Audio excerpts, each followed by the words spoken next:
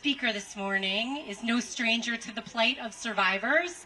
And so with that, I'd love to welcome Gloria Allred to wrap us up here.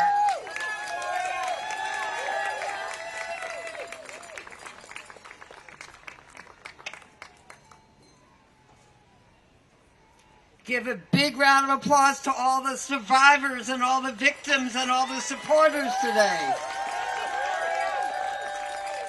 I commend you, and it matters that you're here.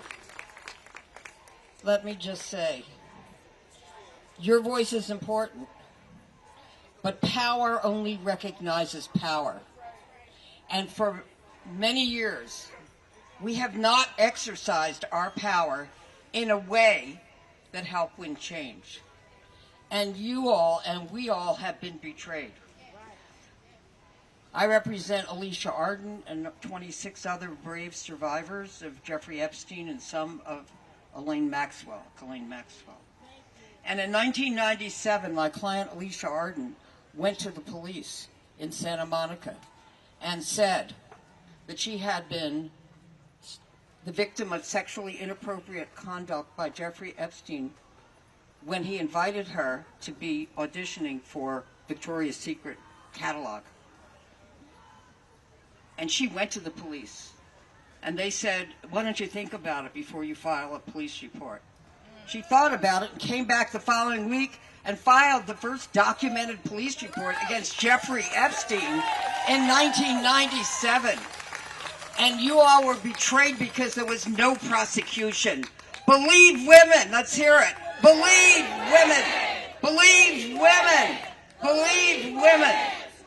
And then the victims and all of us were betrayed when, in Florida, Mr. Acosta made that deal, U.S. Attorney, is for the Southern District of Florida, made that deal that instead of 60 felony counts that could have been filed by the United States Attorney, 2 counts were filed by the state attorney, and Jeffrey Epstein, without having a trial, was able to go to his office every day as part of the sentence and just sleep in the jail at night for 13 months.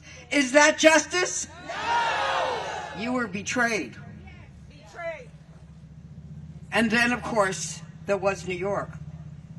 New York, where Jeffrey Epstein was brought in, arrested. I saw him at the last hearing in federal court. And so many victims and so many survivors thought, at last there's justice. But instead of justice, there was a dead body, the Metropolitan Correctional Center. And questions are still being asked. Was it suicide? Was it homicide? But the victims never got to testify at trial and confront that sexual predator. Was that justice? No! We're overdue for justice. We're not going to be waiting for justice. We are fighting for justice. And let me tell you, no more talk of the word pedophiles, which only means a man who is attracted to children. We're not talking about pedophiles.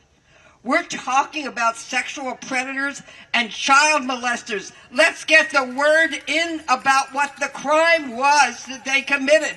Do you agree? Yes! And finally, let me just say, these predators took advantage of vulnerable children, of vulnerable adults. We know how vulnerable women can be. And they abuse their power, and they abuse their trust. And it's time to meet power with power. There are 3 stages of evolution. The first is victim, the second is survivor, and the third is fighter for change. Are you going to be fighters for change? Yes! Not just today, but every day. Not just in politics and Congress, but in lawsuits, in speaking to people, your co-workers, your children, your mothers.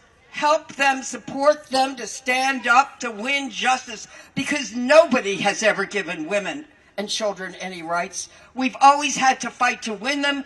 We've had to fight to keep them. Will you fight that fight? Yes! And I leave you with this, one of my favorite sayings. Pray for the dead, and that's for Virginia Roberts and all those who didn't make it here today. Pray for the dead. But fight like hell for the living. Keep up the fight. Let me hear it. Keep up the fight. Keep up the fight. Keep up the fight.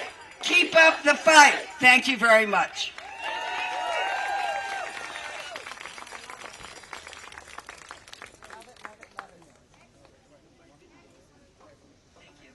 Thank you, everybody, for coming. One last unbelievable rallying cheer for all the survivors here.